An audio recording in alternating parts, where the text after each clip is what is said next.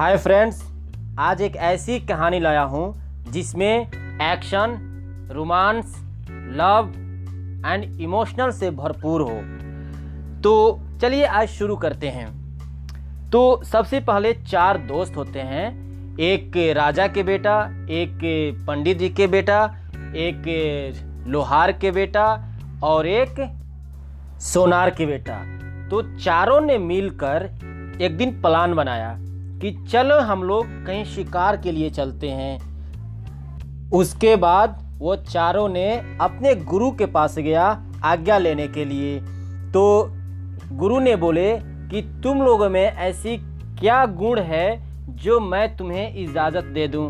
तो सबसे पहले राजा के लड़के से पूछी गई बात है। तो राजा के लड़के ने बताया कि गुरुजी, मेरे में एक ऐसी गुण है जो मैं अपने तीरों कमान से जिसको भी मारूंगा वो मर कर और तीर मेरे पास वापस आ जाएगी। गुरुजी ने बोले बहुत अच्छा। पंडित जी आप बताइए। गुरुजी, मेरे में ऐसी गुण है जो भी व्यक्ति मरा हुआ हो और उसकी हड्डी मुझे मिल जाए तो मैं उसे वापस जिंदा कर दूंगा। बहुत अच्छा। एंड लोहार के बेटे ने बताया, मैं एक ऐसी उड़न खटोल बनाऊंगा जो मन की गति से चले। सोनार के बेटे ने बताया कि मैं एक ऐसा अंगूठी बनाऊंगा जिससे कितने वर्ष पुराने क्यों ना हो जाए, मेरा दोस्त पहन ले एक बार तो मैं दोबारा उसे पहचान लूँगा। बहुत अच्छा। तुम लोगों में वाकई में बहुत अच्छी क्वालिटी है, गुण है। मैं बहुत प्रसन्न हुआ तुम लोगों के ऊपर। जाओ और ध्यान से जाना। ये बात कहकर गुरुजी ने उन लोगों को विदा कर दिया। चारों दोस्त ने घर से निकल गया और जंगल की तरफ जाने लगा। बहुत दूर जाने के बाद शाम होने लगी। तो सबने प्लान बनाया कि आज हम इसी पेड़ के नीचे विश्राम करते हैं और रात को 4 भागों में डिवाइड किया और 1 बाय 1 करके जगना शुरू किया। सबसे पहला नंबर पड़ा पंडित जी के बेटे को। वो अपने टाइम में जगे और 3 सो रहे थे। उसके बाद सोनार जी जगे और वो अपने टाइम में पूरी तरह देखें। उसके बाद लोहार जी के बेटे जगे और वो अपने टाइम में देखें, कहीं कुछ नहीं हुआ था। उसके बाद अंतिम में राजा जी के बेटे का नंबर आया। तो राजा जी जग रहे थे और तीनों ये सो रहे थे। कुछ देर बाद क्या देख रहे हैं, एक विशाल राक्षस मुंह फाड़े हुए उनकी तरफ आ रहा था। तो वो सदमा गए और तीनों दोस्त को न जगाकर वो अपना तीर उसकी तरफ चला दिए। वो तीर उसके सीने में लगा और वो सीने के बल नीचे गिर गया और तीर दब गया था और तीर वापस नहीं आ रहा, लेट हो गया। तो ये जाके देखने लगे। क्या देख रहे हैं कि राक्षस तीर को लेकर नीचे दबा हुआ है। तो अब उसको इधर उधर करके तीर निकाल रहे थे, तीर निकल ही नहीं रहा था, इसी में लेट हो गया। तो तीनों ने जब जागा, सुबह हो गई थी, तीनों ने जब जागा देखा कि राजा जी है नहीं। तो रात को जो खाना बनाए थे 4 लीटी बच गई थी और वो चारों लीटी एक रखकर और तीनों ने अपना हिस्सा खा लिया और वहाँ से तीनों चले गए। और ये बहुत परिश्रम के बाद जब तीर वापस निकाले और लौट के क्या देख रहे हैं कि तीनों दोस्त हमारा नहीं है। तो वहाँ पर एक बहेलिया था। उसने बोला कि ये देखो, 2 रास्ते जा रहे हैं, एक 365 दिन के लिए है और एक 30 दिन के लिए है। तुम्हें जो अच्छा लग रहा उसी रास्ता धर के वो तुम उन्हें देख लो, शायद दोनों में किसी एक से मिल जाएंगे। यहीं पर 2 रास्ते हैं, हमने देखा नहीं था वो किधर की ओर गए हैं। तो वो 30 दिन वाला रास्ता पकड़े। हालांकि वो लोग 365 दिन वाला रास्ता पकड़ के चले गए थे। आगे गए, चलते गए, क्या देख रहे हैं? एक खूबसूरत लड़की जिसके बाल सोने जैसे थे और इसका नाम था सोनपरी।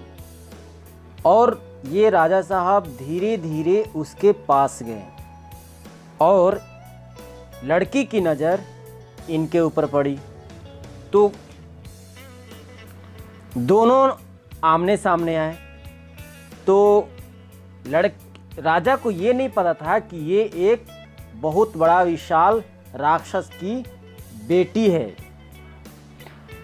वो ये बात छुपा दी और उनसे मोहब्बत करने लगी। मोहब्बत दोनों में बेहद अटूट हो गया और शाम के टाइम होने लगा और ये लड़की क्या की, वो राजा साहब को अंदर छुपा दी।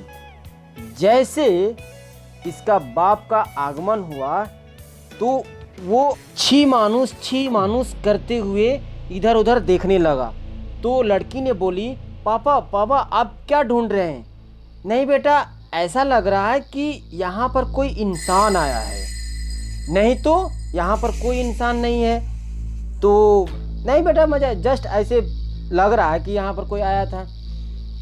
तो झूठ बोलकर लड़की ने अपने बाप को दूसरी जगह भेज दी। वो सो गया, ये भी सो गई। तो जैसे सुबह हुआ वो उसका बाप शिकार के लिए चला गया और लड़की राजा को बाहर निकाली और दोनों अपने में प्यार करने लगे। ऐसे चलते गया, 2-4 दिन चल गया। तो राजा ने सोचा कि यार कभी न कभी वो राक्षस मुझे खा जाएगा, तो क्या एक काम करते हैं, उसको मार डालते हैं। तो उस लड़की से पूछा कि तुम्हारे बाप का जान किस चीज़ में बसता है? तो लड़की ने बोली कि ये जो झाड़ू देख रहे हैं ना, इसी झाड़ू में मेरे पापा का जान बसता है। ठीक है। तो जैसे सुबह हुआ उसके बाप शिकार के लिए गया तो वो झाड़ू जहाँ पर आग जल रहा था वहीं पर डाल दिया। झाड़ू जल गया। शाम हुई, देखा कि फिर वापस चला आया। फिर ये डर के छुप गया। फिर सुबह हुई तो इससे पूछा कि तुमने झूठ क्यों बोली? अरे छोड़िए ना, अरे नहीं तुम बताओ तुम्हारे बाप का किस चीज में जान बसता है? तो आप तो कुछ करेंगे नहीं ना? नहीं यार, मैं क्यों कुछ करूंगा उन्हें। तो देखो वो कुछ दूर एक जंगल है, वहां पर एक पेड़ है जिसमें एक तोता है और उसी तोता में मेरे बाप का जान बसता है। अच्छा ये बात है, ठीक है। जैसे सुबह हुआ ये उस जंगल की तरफ चला गया। जाके देख रहा है कि वाकई में एक तोता है, वो पिंजरे में कैद है। तो वो पेड़ पर चढ़ने लगा। जैसे पेड़ पर चढ़ना शुरू किया, देखा कि और इस राक्षस को पता चल गया कि मेरे जान के पीछे कोई पड़ा हुआ है।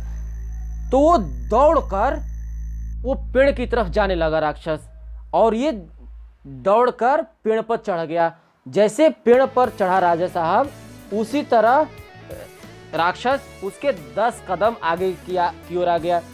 बोला कि तुम वहीं रुको वरना मैं इस तोते को मोड़ के मार डालूंगा। तो राक्षस ने बोला नहीं नहीं नहीं, छोड़ दो।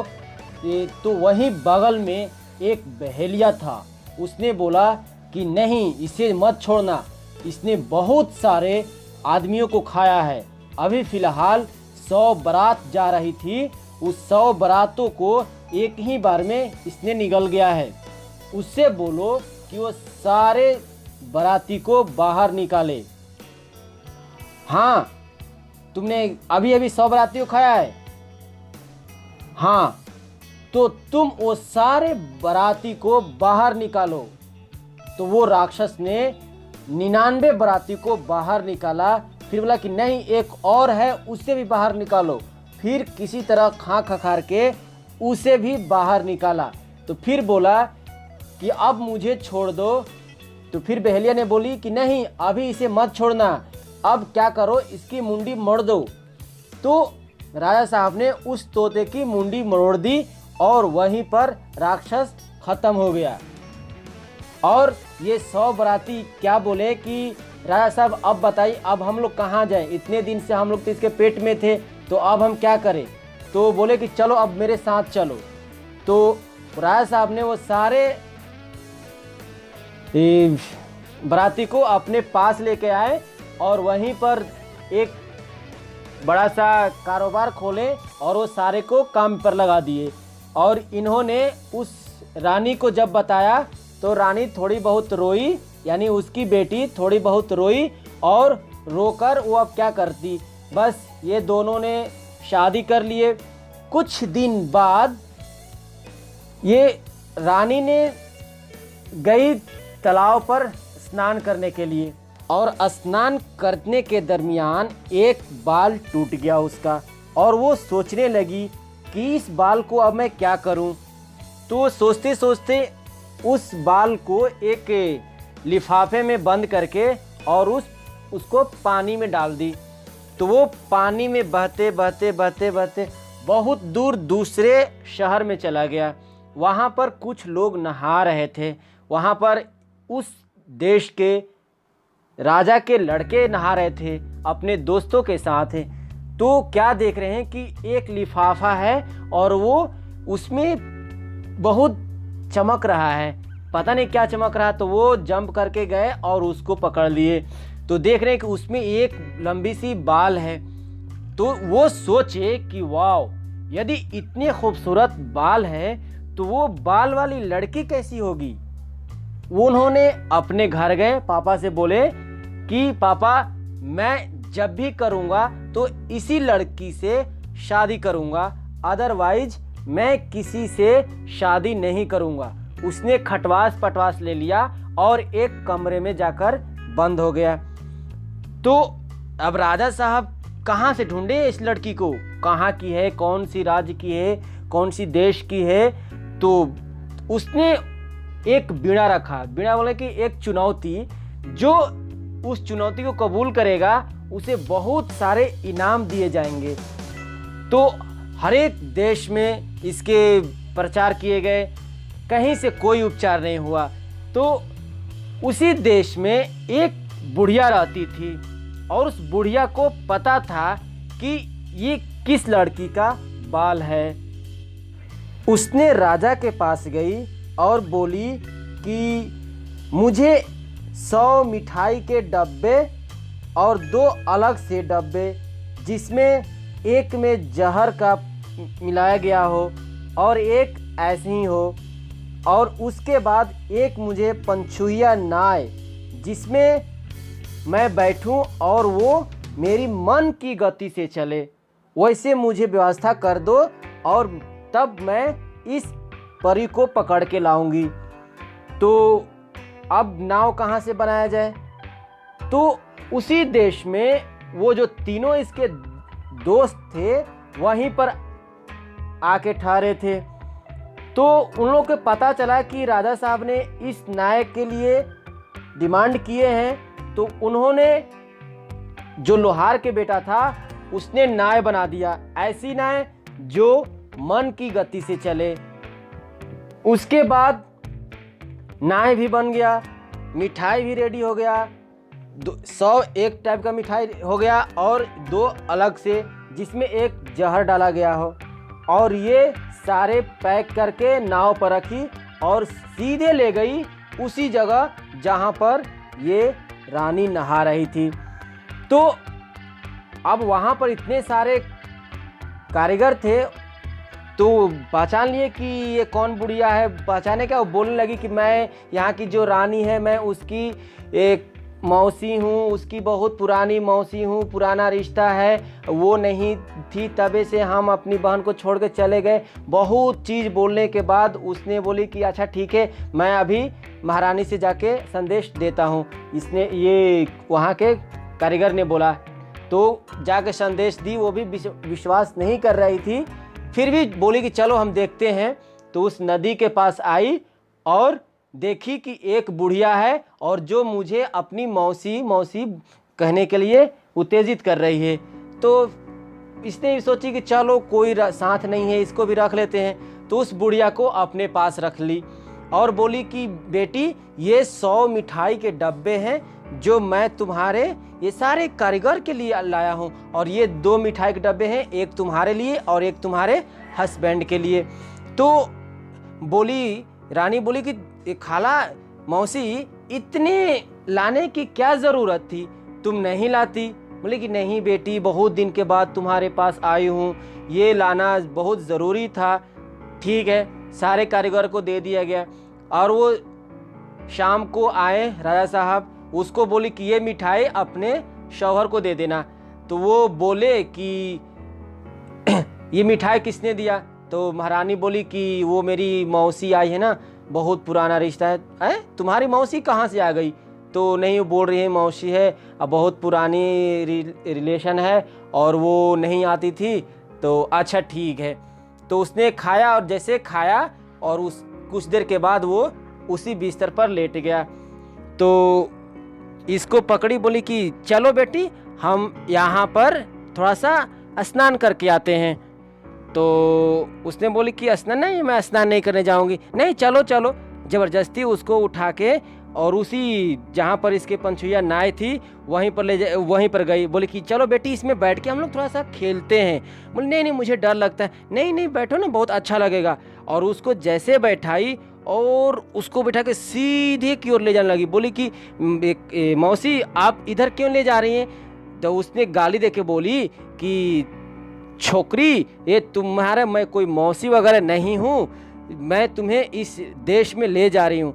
तो उसने रोने लगी, चिल्लाने लगी। वहीं पर कुछ दूर तक इसके कारीगर थे। तो बोले कि राजा साहब यदि जोर से चिल्लाते हैं, बोली राजा साहब यदि मर गए होंगे तो उन्हें हल्दी लपेटकर और एक बक्सा में बंद करके रखे रहना, जब मैं आऊँगी तो उन्हें जिंदा कर दूंगी।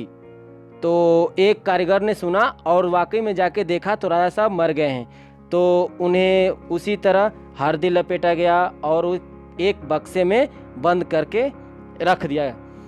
तो इस रानी को वो बुढ़िया लेकर वहीं महाराजा के पास ले गई। अब क्या देख रही है कि महारानी ने बोली कि मैं आपके लड़के से मैं शादी नहीं करूंगी, मुझे अभी 1 साल के लिए मुझे एक कोठरी दीजिए जिसमें मैं 12 महीने तक राहगीर को, गरीबों को खाना खिलाऊंगी। 13वां महीना में आपके लड़के से शादी करूंगी। तो ठीक है भाई, सारा व्यवस्था किया गया। इनको एक बड़ा सा घर दिया गया और बनाने का खाना वाना दिया गया। बावर्ची खाना बनाते थे और ये डेली हर एक दिन नए नए राहगीरों को, वहाँ के अलग अलग देश को, अलग अलग राज्यों में खाना खिलाने के आमंत्रण दिए जाते थे। तो लोग बहुत दूर दूर से आते थे, खाते थे और चले जाते थे। तो ये क्या करती थी, खाना अपने हाथ देती थी। हर एक राहगीर को अपना ये अंगूठी जो है, जो राजा ने बहुत पहले ही दे दिया था, उसने कहानी बता दिया कि हम लोग 4 दोस्त थे और ऐसी ऐसी सिचुएशन हुई थी जिसमें मेरा 3 दोस्त बिछड़ गए हैं, और उन तीनों दोस्त के बारे में बताइए जो ऐसा ऐसा कारनामे करते हैं, उनके पास ऐसे ऐसी गुण है। तो वो अंगूठी बहुत पहले ही राजा साहब अपने महारानी को दे दिए थे। तो ये जब भी खाना खिलाती थी किसी को, वो अपना हाथ ऐसे फेरती थी और वो अंगूठी दिखाती थी, काश कोई उस अंगूठी को पहचान ले। तो ये सिलसिला बहुत दिन तक चलते गया। 11 महीना बीत गए, कोई आया नहीं। 12वां महीना में जैसे स्टार्ट हुआ था, तभी से उसी देश में वो तीनों दोस्त रहते थे। उसने बोला कि यार, एक महारानी है, वो रोज राहगीरों को और गरीबों को और दूसरे राज्य के लड़के को, आदमियों को वो खाना खिलाती है, चलो आज हम भी देखते हैं। तो वो तीनों एक साथ बैठे थे और ये खाना लगी परोसने। तो परोसते परोसते उस तीनों के पास आई और एज इट इज अपना हाथ अंगूठी वाली ऐसे किया, और वो जो सोनार के लड़का था वो पहचान लिया, अरे ये तो हमारे राजा साहब की अंगूठी है, इसके पास कैसे आई? तो ये दोनों मुंह में कुछ बोल रहे थे, बुदबुद करके बोल रहे थे। तो वो महारानी देख ली कि ये तीनों क्या बकबक कर रहे हैं, तो वो किनारे गई और सिपाही को बोली कि वो तीनों को पकड़कर यहाँ ले आओ। तीनों से पूछी, क्या तुम लोगों में से कोई एक ये जानता है कि ये किसका अंगूठी है? तो सोनार के बेटा ने बोला कि आपके पास ये बताइए पहले, ये कहाँ से आया? ये मेरा दोस्त का है जो बिछड़ गया है रास्ते में। अच्छा, तुम अपने दोस्त को जानते हो? हाँ, ये मैं पक्का पहचान सकता हूँ, ये जो अंगूठी आपके हाथों में है ये मेरे दोस्त का है। ठीक है, तो ये सारे किस्से बताए उसको कि ये बुढ़िया थी और ये बुढ़िया हम लोग के साथ छल करके और ये मुझे यहाँ पर लेके आई है, और सारे किस्से बयां किए गए। उसके बाद अब क्या करना है? तो चलो ठीक है, हम राजा साहब के चलते हैं। और इसने ये भी बताई कि राजा साहब को इसने राजा साहब को जहर देकर इसने मार डाली है, और वो मैंने बोल दिया है वहाँ के कारीगरों से कि उनको एक बक्सा में बंद करके वहीं पर रखे रहना, मैं एक दिन आऊँगी और उन्हें जिलाऊंगी। तो ये ऊपर वाले का बहुत बहुत मेहरबानी है जो आप लोग मिल गए। मैं आप ही लोग के पाने के लिए मैं ये सब ड्रामा, ये जितने ये सब प्रोसेस है, सब मैंने आप ही लोग को पाने के लिए की हूँ। ठीक है, तो अब सब किस्सा हो गया, सब मिल गए, बराबर हो गए। उसके बाद ये क्या किए तीनों ने, रातों रात एक और नया उड़न खटोल बनाया और बोला कि जाओ महारानी, आप राजा से बोल दो कि हम और 1 महीना नहीं, हम कल के डेट में आपके लड़के से शादी करूंगी। ठीक है, पूरा उस देश में पूरा फंक्शन किया गया, बहुत सारे उल्लास किए गए, बहुत सारे वहाँ मनोरंजन हो रहे थे। तभी ये तीनों, एक महारानी साहब, एक बुढ़िया और वो राजा के लड़के जो शादी करने के लिए उत्तेजित थे वो, और तीनों ये दोस्त उस उड़न खटोल पर बैठे और मन की गति से उसको पूरा आकाश में ले गए। और पूरा, अब बुढ़िया को बोले कि तुम इस डंडे को पकड़ लो और ऊपर मत बैठना, और जैसे डंडा को पकड़ी और उसको आकाश में लेके चले गए। कभी ऊपर ले गए, कभी नीचे ले आए, कभी ऊपर, पूरा आकाश में घूम रहे थे, मज़े ले रहे थे। सारे लोग देख रहे थे, यही देखो बुढ़िया कितना मज़े कर रही है, कितना मज़े ले रही है। तो बहुत ऊपर ले जाके और बुढ़िया को मारा हाथ पर, बुढ़िया गई नीचे और वो मर गई।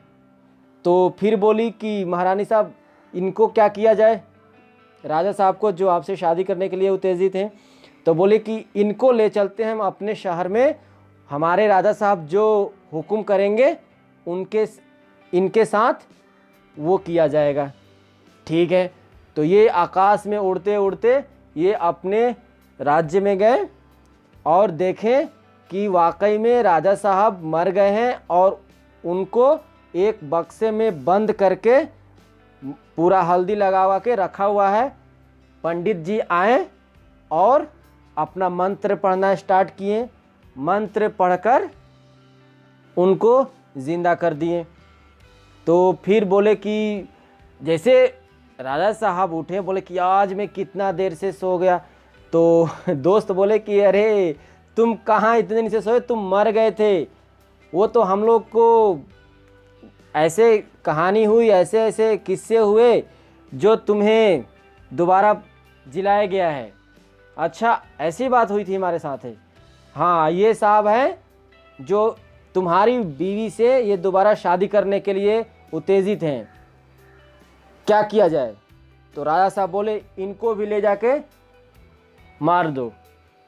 तो उसको भी मार दिया गया, राजा साहब के जो बेटे थे उनको भी मार दिया गया। ये चारों दोस्त मिले और बोले कि यार हम लोग इतने दिन से हम लोग बिछड़े हुए थे, अब मन भर गया शिकार करते करते, अब हम लोग चलते हैं अपने देश में।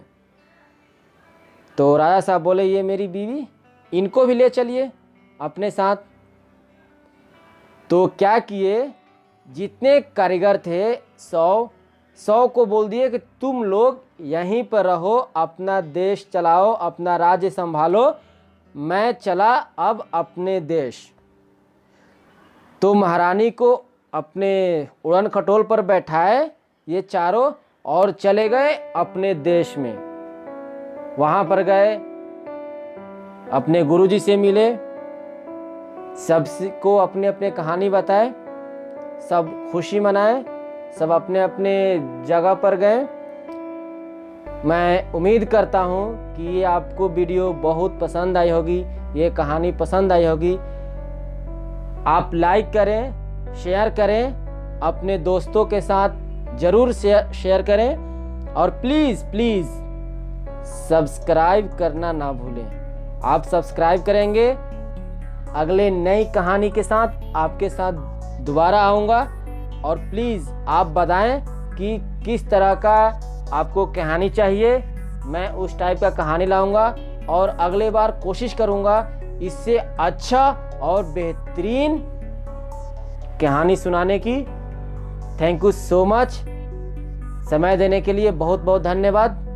आप खुश रहो, हैप्पी रहो।